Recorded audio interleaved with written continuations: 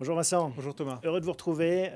On va voir en effet les conséquences de ce premier tour sur les placements, les conséquences prévisibles.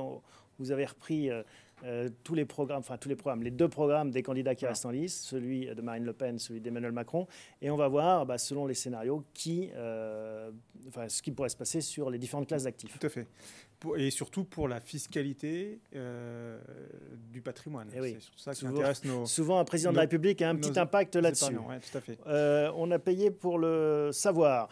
Alors, on commence par quoi? L'assurance vie. L'assurance vie, allons-y. Le placement principal, ou en tout cas le cadre fiscal dans lequel évoluent la plupart des placements des Français. Donc en fait, sur l'assurance vie, on a essayé de décortiquer ce qu'ont dit les deux candidats qui restent en lice. Donc d'un côté, en fait, il faut se replacer un peu dans le cadre de ces derniers mois. La loi Sapin 2 a été établie fin novembre, je crois, 2016. Depuis, beaucoup d'inquiétudes du côté des épargnants. Donc la loi Sapin 2, ça a été un choc. On en a parlé, erreur de communication. Ça voulait rassurer finalement les épargnants. Ça a été le contraire. L'idée était de protéger le système assurantiel contre un risque en cas de remontée brutale des taux d'intérêt. On y reviendra après. En cas de remontée brutale des taux d'intérêt, l'idée est de protéger le système financier, et ça c'est bon pour tout le monde, pour les épargnants en premier lieu. Qu'est-ce qu'ils font alors, les uns et les autres, Marine? Alors là, Marine Le Pen dit évidemment on va tout de suite abroger cette loi, on va revenir en arrière là-dessus, on verra après qu'une grosse partie de son programme est quand même de mettre fin à l'euro, et que finalement on risque de retrouver là les conséquences de ce qu'on a voulu éviter par ailleurs. Oui, donc elle décide d'abroger la loi Sapin 2. Là-dessus, Emmanuel Macron ne s'est pas prononcé. Il ne reviendra probablement pas sur la loi Sapin 2. Par contre, lui, il envisage de réformer la fiscalité du patrimoine de façon générale et notamment de mettre en place une flat tax, donc une taxe globale sur l'assurance vie. Bon, en effet, il penche plutôt du côté libéral d'un point de vue économique. Flat tax, ça résonne aux oreilles des libéraux. Vous croyez que c'est quelque chose qui peut se mettre en place? C'est crédible? C'est crédible. La question qui va se poser, c'est quelle résistance vont lui opposer les lobbies qui peuvent peser en fait sur la question de l'assurance vie. Donc ça, c'est pas gagné. Il faut rappeler quand même que l'assurance vie finance en grande partie la dette française. Donc là, il n'est pas du tout évident qu'on puisse encore alourdir la fiscalité. Alors, qui alourdirait, en fait, ça dépend... Ce qu'on a comme information aujourd'hui en décryptant le programme, c'est en fait une taxe qui permettrait en fait d'arriver à 30% de fiscalité au total sur l'assurance vie. Au-delà des 8 ans, je rappelle que dans le cadre d'un contrat d'assurance vie qui a plus de 8 ans, aujourd'hui, on a une fiscalité à 7,5 sur les revenus, plus les prélèvements sociaux à 15,5. Donc on serait en fait, la diminution de la fiscalité avec le temps ne jouerait plus. Alors on n'aurait plus cet avantage-là. En tout cas, on ne l'aurait plus pour les contrats. Aujourd'hui, on parle des contrats supérieurs à 150 000 euros. Tout ça sont des hypothèses. Ce n'est pas encore quelque chose de bien établi, mais c'est la direction que ça prend. Au début, le programme était concernait tous les patrimoines. Là, il y aurait déjà un mouvement pour aller vers uniquement concerner les épargnes supérieures à 150 000 euros. Donc en fait, la flat tax, l'idée c'est d'avoir un prélèvement global, mais où il n'y a plus la partie impôt sur la fiscalité de l'assurance vie, CRDS, tout est unifié. Et l'idée, c'est d'appliquer cette flat tax sur l'ensemble des revenus du patrimoine financier. Bon, déjà une grosse différence donc, entre Marine Le Pen et Emmanuel Macron. ISF, deuxième sujet. Qu'est-ce qu'on peut dire sur l'ISF par Marine rapport Le Pen au programme des candidats ne touche pas à ce stade à l'ISF. Par contre, Emmanuel Macron, qui lui est très orienté par flécher l'épargne vers les fonds propres des entreprises, dynamiser la création d'entreprises, aider les entreprises à se développer, a lui en tête de mettre en place un ISF, réformer l'ISF pour qu'il ne concerne plus que l'immobilier qu'on appelle de rente, en fait, l'immobilier classique des épargnants. On ne parle pas de l'immobilier collectif, en tout cas, on va peut-être en parler un peu plus tard. On ne sait pas encore trop si l'immobilier collectif sera concerné, j'entends les SCPI. En tout cas, l'immobilier devrait être le seul concerné par l'ISF. Et l'idée, c'est à ce moment-là de libérer en fait d'une certaine manière l'épargne pour qu'elle aille justement irriguer les entreprises en termes d'actions, en termes de titres. Et c'est là où peut-être que l'assurance vie devrait retrouver peut-être un ballon d'oxygène.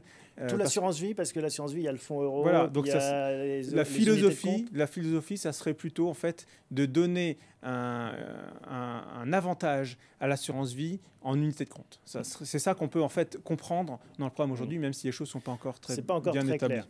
Bon, et Marine Le Pen qui ne touche pas du tout à l'ISF. Tout à fait. Immobilier. Sur l'immobilier, en termes de fiscalité ou, disons, les aspects un peu structurels de l'immobilier, Marine Le Pen veut réserver l'immobilier, notamment social, avec une préférence nationale.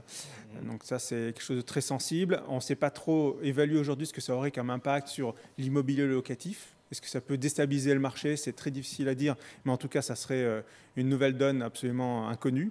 Par contre, toujours sur l'immobilier locatif, Emmanuel Macron, lui, envisage de réévaluer la question du plafonnement des loyers. Aujourd'hui, ça concerne Paris. Il a été étendu, ce système de plafonnement des loyers, à Lille. Il ne dit pas qu'il va revenir en arrière, ni le généraliser. Il dit qu'il faut une phase d'évaluation. On se souvient qu'en effet, ça avait pas mal gelé le marché immobilier, ça l'avait pénalisé. Et que voilà, il y a beaucoup de questions autour de ce plafonnement.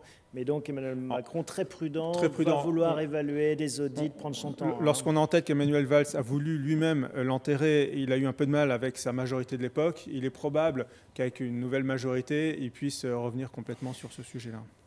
Les prélèvements sociaux. Donc ça, on en a parlé. C'est pas de modification du côté de la CSG, côté Marine Le Pen. Et en ce qui concerne l'épargne, là, Emmanuel Macron, lui, revient avec sa flat tax, sa taxe générale. Donc voilà ce qu'on peut dire sur la CSG. Donc jusqu'à présent, finalement, on voit que Marine Le Pen, sur cette question placement, fiscalité, ne touche pas grand-chose. Non, c'est un programme, il faut le dire, quand même assez clientéliste.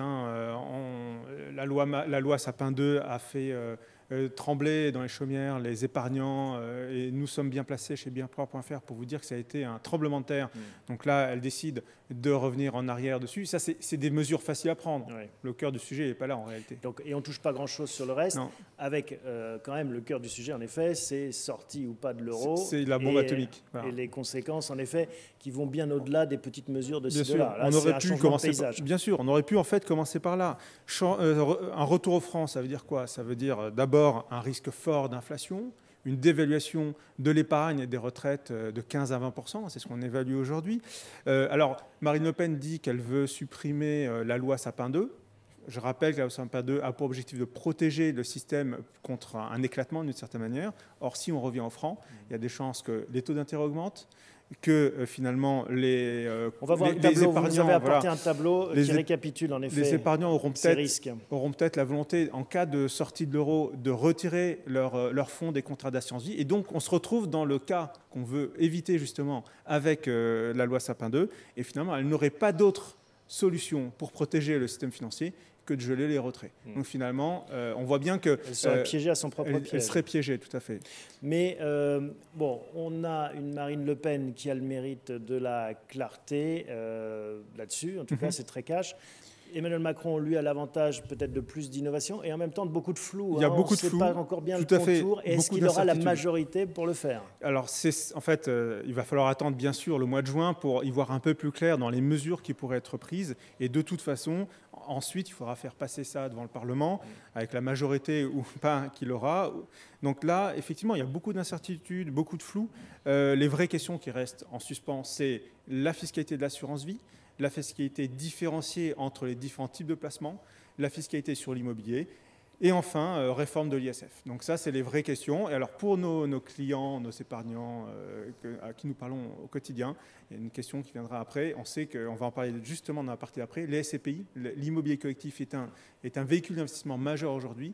Aujourd'hui, il est entre les deux finalement. Voilà. Où va se placer l'épargne qui s'investit dans l'économie et en même temps qui est l'immobilier. Voilà. Maintenant, il est probable que avec l'intelligence qu'on peut imaginer derrière les dirigeants qui occuperont ces fonctions dans les mois qui viennent, il n'y aura pas la volonté de casser un moteur de développement économique en France qui est l'immobilier collectif à travers les SCPI notamment. Bon, en tout cas, on verra. Le suspense reste entier à suivre. Ça nous promet encore de beaux épisodes ensemble. Merci Vincent pour ces explications et on se retrouve le mois prochain.